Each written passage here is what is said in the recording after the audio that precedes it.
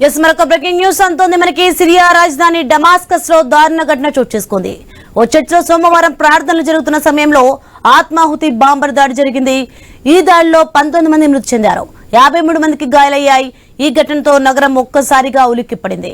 Damascus కు తూర్పు శివార్లోని క్రైస్తవులు అధికంగా నివసించే ద్వెయిలా జిల్లాలోని మార్ ఇలియాస్ చర్చిలో ఈ ఘటన చోటు చేసుకుంది. పేలుడు దాడికి చర్చిలోని ప్రార్థనా పీఠాలు రక్తసిక్తమయ్యాయి, పవిత్ర చిత్రాలు ధ్వంసమయ్యాయి. అంతటా భయానక వాతావరణం నెలకొంది.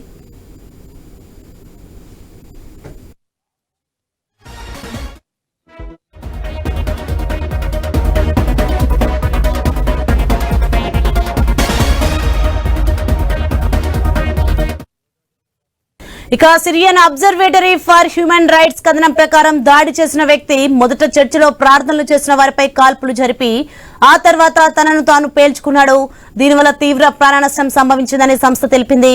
గాయపడిన వారిలో చాలా మంది పరిస్థితి విషమంగా ఉన్నందున మృతుల సంఖ్య మరింత పెరిగే అవకాశం ఉందని పేర్కొంది. ఈ దాడికి పాల్పడిన వ్యక్తి ఇస్లామిక్ స్టేట్ ఉగ్రవాద సంస్థకు చెందినవాడని అంతర్గత భద్రతా విభాగం అధికారులు ధృవీకరించారు.